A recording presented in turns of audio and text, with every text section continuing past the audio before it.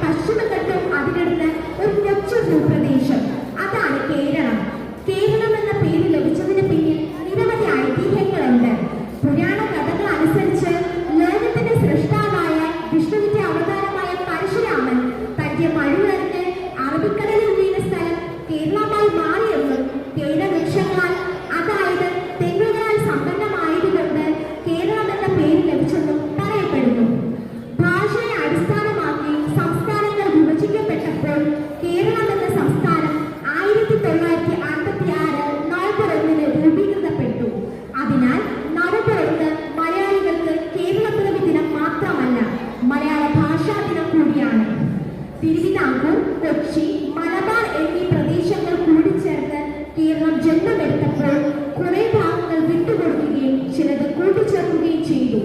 1956 കേരളം രൂപീകൃതമായപ്പോൾ തിരുവനന്തപുരം, കൊല്ലം, കോട്ടയം, തൃശൂർ, മലബാർ എന്നീ 5 ജില്ലകളാണ് ഉണ്ടായിരുന്നത്. ഇന്ന് 14 ജില്ലകളുള്ള കേരളത്തിന്റെ തലസ്ഥാനം പ്രതിഭകളുടെ നഗരം എന്നറിയപ്പെടുന്ന തിരുവനന്തപുരമാണ്. വൈവിധ്യമാർന്ന ഭൂപ്രകൃതി, സന്തുലിതമായ കാലാവസ്ഥ, വ്യത്യസ്തമായ സംസ്കാരം തുടങ്ങിയവയെല്ലാം ഈ നാടിന്റെ സവിശേഷതകളാണ്. വിദ്യാഭ്യാസത്തിലും സാമൂഹിക ആരോഗ്യ മേഖലയിലും സംസ്കാരത്തിലും തനിമയിലും ഏതൊരു വികസിത രാജ്യത്തോടും കിടപിടിക്കുന്ന നാടാണ് നമ്മുടെ കേരളം. മലനാട്, ഇടനാട്, തീരപ്രദേശം എന്നിങ്ങനെ കേരളത്തിന്റെ ഭൂപ്രകൃതിയെ 3ആയി തിരിക്കാം. മലനിരകളും കടൽ തീരങ്ങളും 44 നദികളും 34 കായലുകളും കേരളത്തെ സ്വർഗമാക്കി മാറ്റുന്നു. താഴ്വരകളും പച്ചവിരിച്ച കൃഷിയിടങ്ങളും വയലോരങ്ങളുമെല്ലാം വിനോദസഞ്ചാരികളുടെ ആകർഷണ കേന്ദ്രങ്ങളാണ്.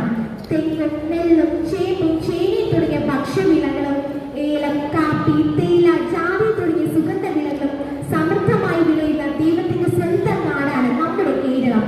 രാഷ്ട്രീയ പ്രബുദ്ധതയിലും കലാകായിക രംഗത്തും ലോകത്തിൽ തന്നെ മാതൃകയാണ് നമ്മുടെ നാട്. സാക്ഷരതയിലും ആരോഗ്യ ശുചിത്വ രംഗത്തും കേരളം മികവ് പുലർത്തുന്നു. ഇങ്ങനെ ആരോഗ്യ, സാമൂഹിക, വിദ്യാഭ്യാസ രംഗത്തെ കേരള മോഡൽ ലോക പ്രശസ്തമാണ്. എന്നാൽ നമ്മുടെ പുരോഗതി എല്ലാം പിന്നോട്ടടിക്കുന്ന പ്രവണതകൾ ഇന്ന് കണ്ടുവരുന്നു. പകർച്ചവ്യാധികളും മാലിന്യ പ്രശ്നങ്ങളും അന്ധവിശ്വാസങ്ങളും ആവർത്തിക്കുന്ന പീഡന പരമ്പരകളും നമ്മുടെ നാടിന്റെ ഭംഗി നശിപ്പിക്കുന്നു. പ്രകൃതിക്ക് മേലുള്ള കൈകടത്തൽ ധാരാളം പ്രകൃതി ദുരന്തങ്ങൾക്ക് വഴിവെക്കുന്നു.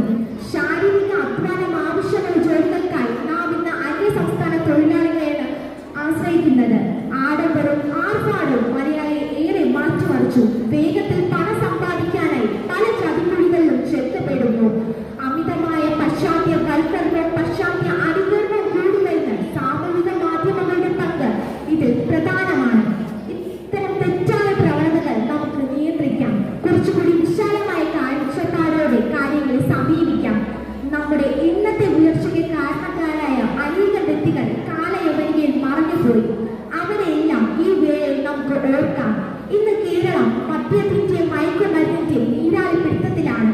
കക്ഷി രാഷ്ട്രീയ ഭേദമന്യേ ഏവർക്കും ഒരുമയോടെ സമൂഹത്തെ കാങ്ങുതുന്ന ഈ മഹാവിപത്തിനെതിരെ പോരാടാം. കേരളത്തിന്റെ ഭാഷയും സംസ്കാരവും മുറുകെ പിടിച്ച് അതിന്റെ നേട്ടങ്ങളിൽ അഭിമാനിച്ച് നമ്മുടെ കൊച്ചു കേരളത്തിന്റെ ഉയർച്ചയ്ക്കായി ഇനിയും പോരാടാം.